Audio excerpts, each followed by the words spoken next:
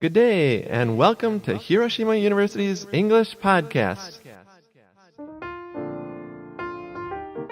広島大学イングリッシュポッドキャスト異文化ディスカッションへようこそ。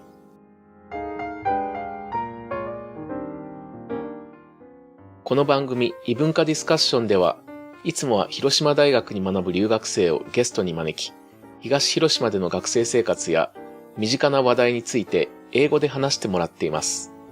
今回は特別編として、広島大学で英語を教えている若い日本人の先生に、日本人が英語を上達するための秘訣を教えてもらいましょう。ゲストは、広島大学非常勤講師の松本龍馬先生。聞き手は、広島大学のジョー・ラウアーさんです。それでは、ごゆっくりどうぞ。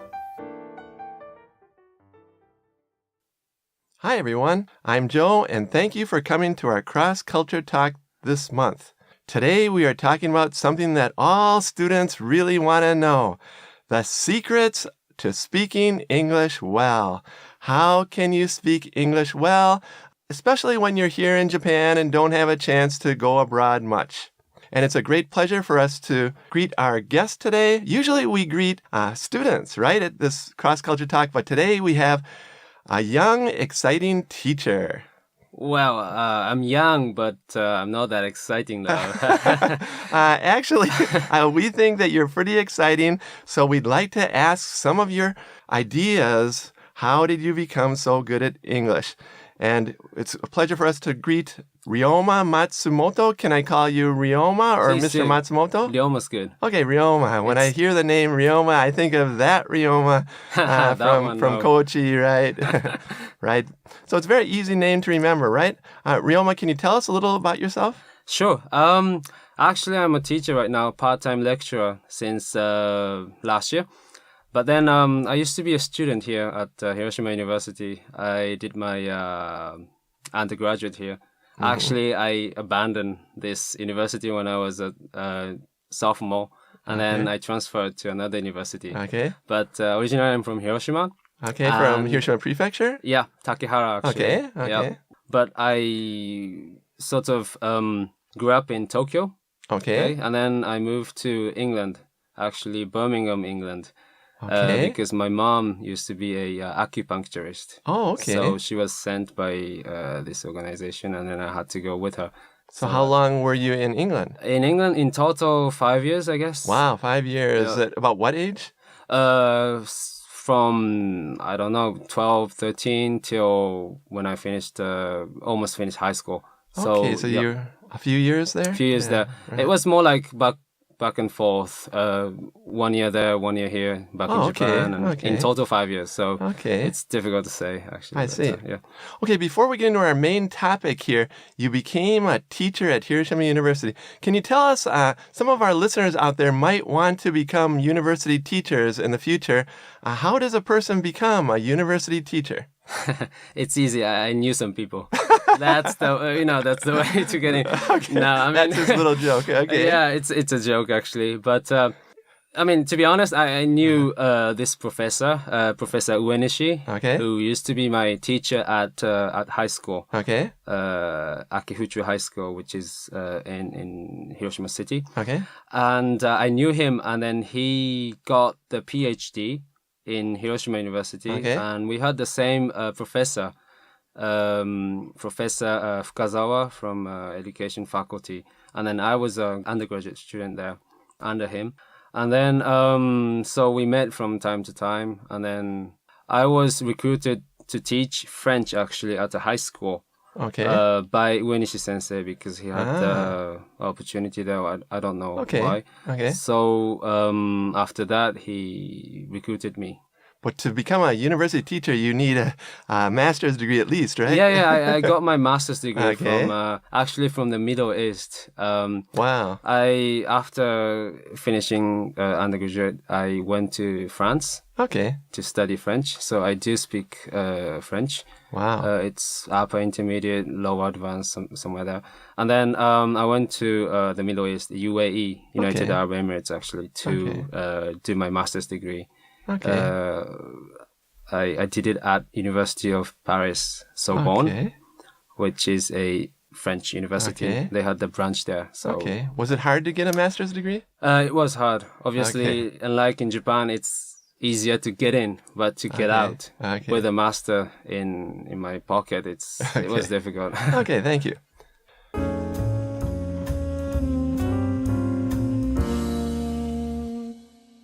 Okay, today again we're talking about the secrets to speaking English well. And Ryoma can speak pretty well, as you can hear.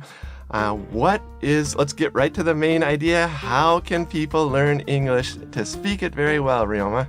Well, I don't know if I speak English well, but anyways, I guess I can share some of my secrets to English speaking ability. Right. Okay. For example, what kind of things, how can they do it? Well,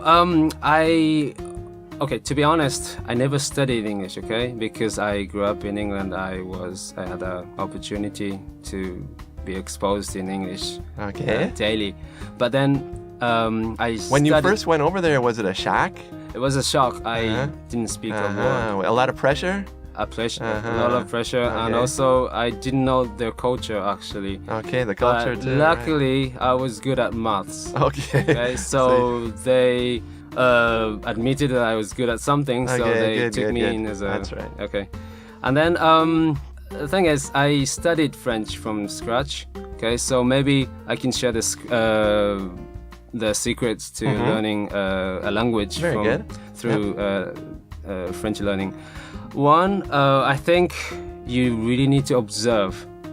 Whenever you hear a sentence, a word, or phrase, expression, you just try to remember it. And then you try to... Okay, so you need to look very closely and listen very closely. Yes. Okay. And then you try to use it in the same circumstances. Okay, try to use it somehow. Yeah, somehow you use it. Okay. For instance, a simple word, please, that can mean everything. Okay.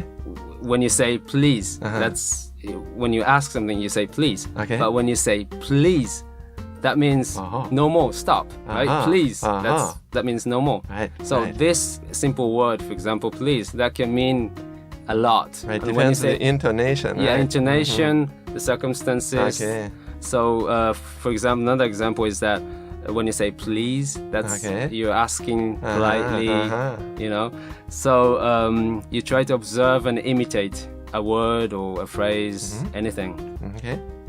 That's one good idea. Any other good ideas? Sure. The second is that I paid attention to the liaison. I don't know, in English maybe it's the connection between two individuals, but in French, liaison, that means connection between two words. Right. So you connect the words. Right, that's right. And to sound your English as natural as possible, it's important that you connect words. Can you give a couple examples? Sure. I found this really good example. For example, you wouldn't say, what are you going to do tonight? That's right. Nobody says Nobody that. What says that. are you going to do tonight? No. What do they say? Usually you would say, what you gonna do tonight? What you gonna do tonight? Yeah. Right. So it's a lot of liaisons there. What are you becomes watcha. Going to becomes gonna. That's For right. example. So it's really important to sound your English as natural as possible. To be good at English speaking, I think. Right. Try to catch these liaisons, these connections between words. Yep. What you gonna do tonight? What you gonna do tonight? Okay. Okay, that's the second one. And third one, maybe as a Japanese English learner, maybe you can make your best effort distinguishing similar sounds. For example, R and L. Okay. Reading and leading. Okay. This small difference, R and L. How can students speak a very beautiful L? Any hints? Any clues? Well, suggestions? the position of your tongue in your mouth, that's very important, isn't Okay. it?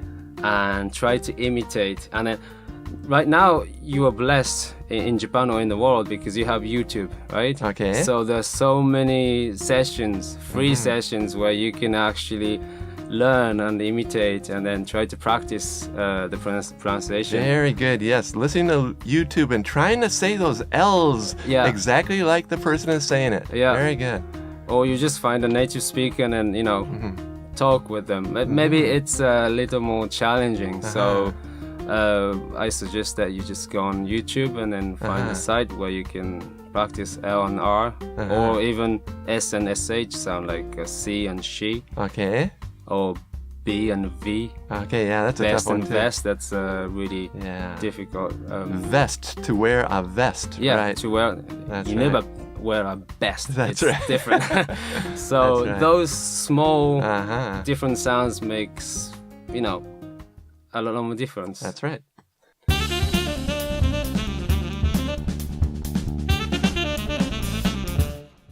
And also, finally, maybe, okay, this is a very contradictory statement. I don't know. Controversial statement. Yeah. You mean?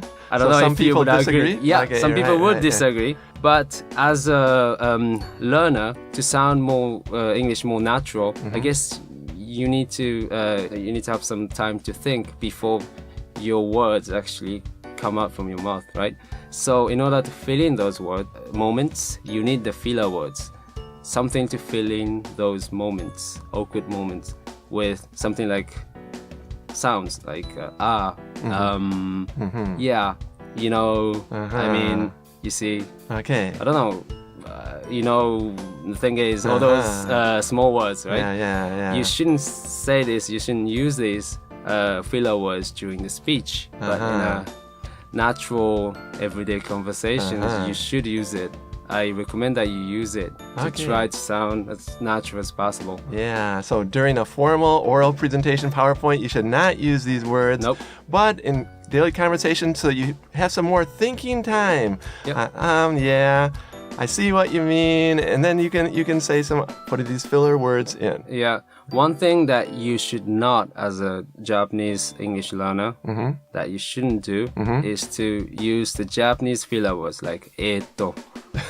That sounds awkward. That's and right. I totally recommend that you don't use these. Okay, yeah. Eto, そして sort of. Can you give us your little filler list again one more time? I have here I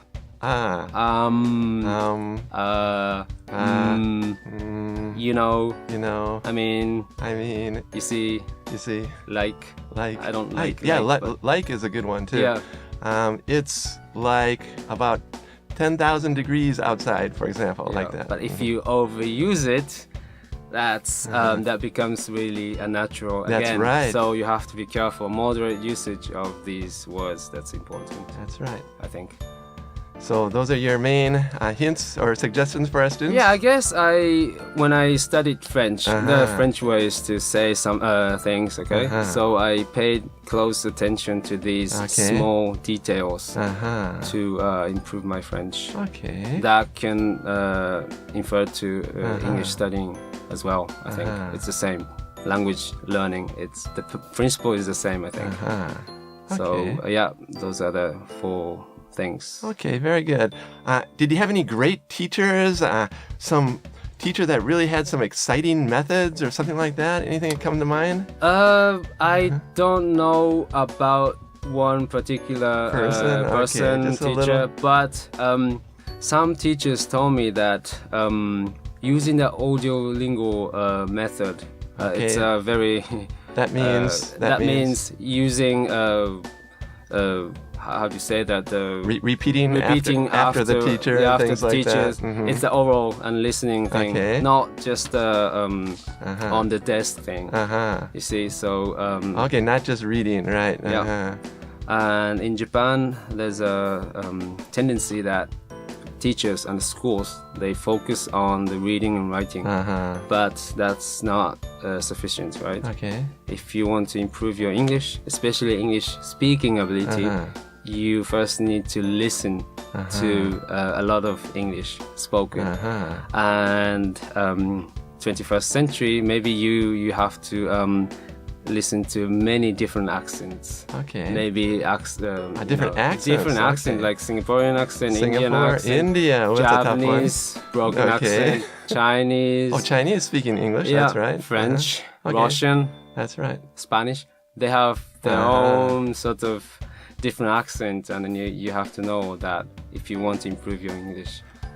Okay, Ryoma, we're almost out of time here. You've given us a lot of good ideas for how to improve speaking skills. Any final recommendations for our students who are living in Japan and they don't really have a chance to go abroad very much because no money, of course? Any final recommendations for our students out there? Okay, as I said before, please do admit that you have an accent. Everyone has. That's I right. have one.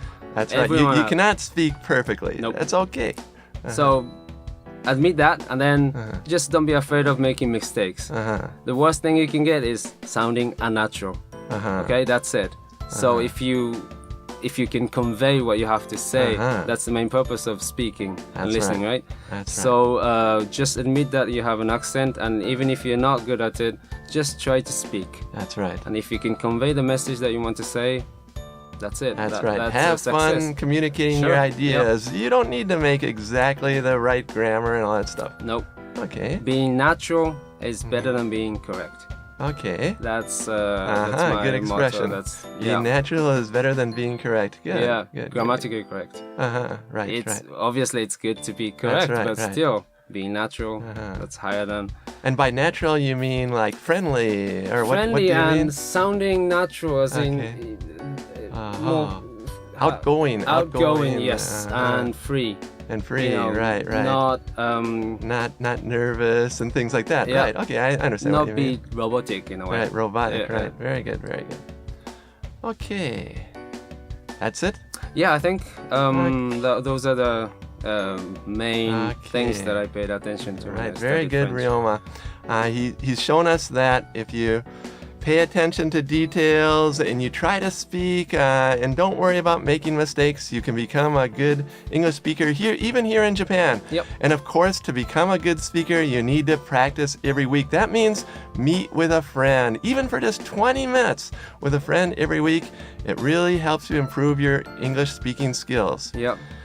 Thank you very much, Ryoma. Thank you very much for having me. Yes, and everyone out there, we'll see you next time at Hiroshima University's English Podcast. Take care. Bye. Bye.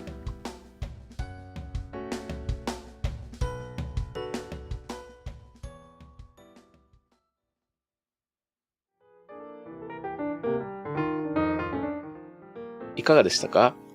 龍馬先生には日本人が英語を上達するコツとして、イントネーション、リエゾン、注意すべき発音、そしてフィラーワーズの4つのポイントを指摘していただきました。これらは意識してトレーニングすれば、日本人でも十分に身につけることができます。英語をたくさん聞いて、たくさん口に出して、英語の耳と英語の口を鍛えていきましょう。それでは次回の異文化ディスカッションまでごきげんよう。